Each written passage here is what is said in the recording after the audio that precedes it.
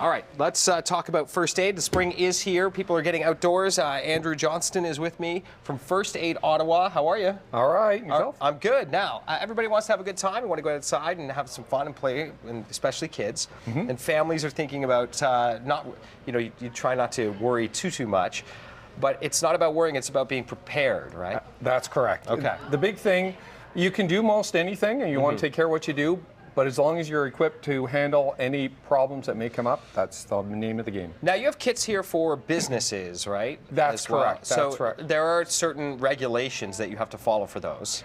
Exactly. The government pretty well dictates what has to be in a first aid kit. Okay. So these two that we've got here Can we open these up? Absolutely. Okay. So this is an example of a kit for companies from 5 to 16 people. Okay. All right. So this is the minimum requirement. So this is gauze bandage, instant cold pack, splint padding. I mean, all the things that you could have for a minor injury. Exactly. I mean, they come down. They even count the number of safety pins in there. And wet naps, I'm exactly. sure. Right. So that that is for 5 to 16. Okay. 5 to 16. From over 16 to 200 people, then we obviously need a smaller kit. Now you also notice that the two kits come in different. You can get a hard kit. Okay. The government doesn't care how it's packaged. Okay. All they care about is the content.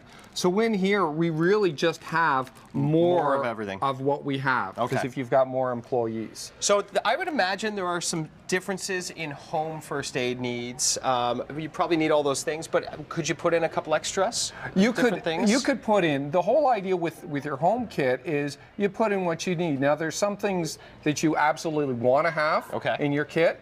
And then you can always throw in a few extra things. Right, okay. All right. So let's talk about these. It's a good idea to have this in the car. You should really, wherever you go, have one in your home, have one in your car. If you're a cyclist, carry one with you when you're cycling. Exactly. It adds to the workout. Exactly. Okay, so what's this we're looking at? This is a small basic, what we call a basic first aid kit that we've got here. All right.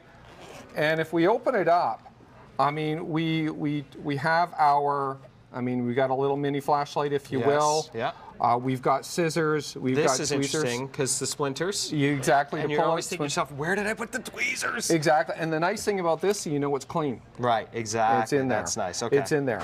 The other thing we have in here that's always important is you want to get some antiseptic wipes. Okay. So that you can clean up any. Let's say you got a scrape from the ground. You want to make sure you get the bacteria out of there and the dirt so you can wipe it down. Exactly. Okay. Now, again, that would be for very, very simple, not a whole lot. If something really dirty and you can't clean it with these, then that's when you need to go in and see a doctor so they can properly clean it. Exactly. We're talking about minor injuries around the home, burns, things like that, minor burns, right?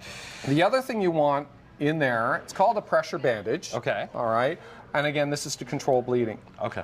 So the whole idea with a first aid kit is, yes, we want to go there when we want to get a bandage, but we also want to be able to handle those initial parts of major emergencies, and one of those things is bleeding. Right. So by having gauze and a pressure bandage, we can control bleeding and obviously save a life. And on the way to, you've already called emergency services of some sort or you're on your way, it's nice to have that and be able to deal with the first moments of a problem. Exactly. Okay. And again, that's all part of being prepared. The other thing you want to make sure that you have in a kit, all right, is you want to make sure you have some gloves.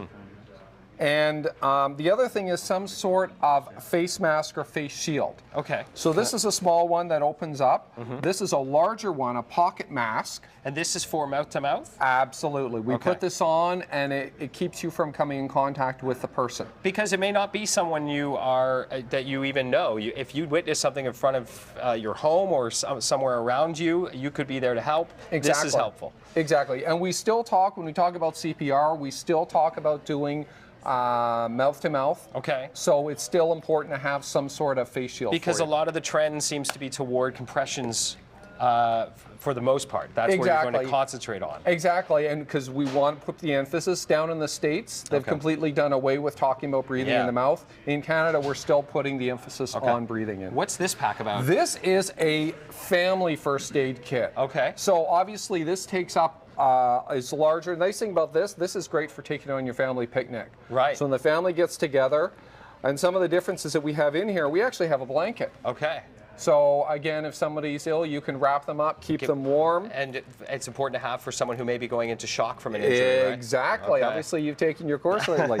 We have more of our pressure bandages. We have more gauze in here. We have wipes. All right. Listen, can I have you stick around? I want to go through a little bit more specific things that you could run into coming up on CTV Morning Live. Sounds good. All right, Andrew, we'll run that down with the family pack and see just what some of this can deal with and help you with coming up in the fair weather where kids forget what they're doing. They're all invincible, you know.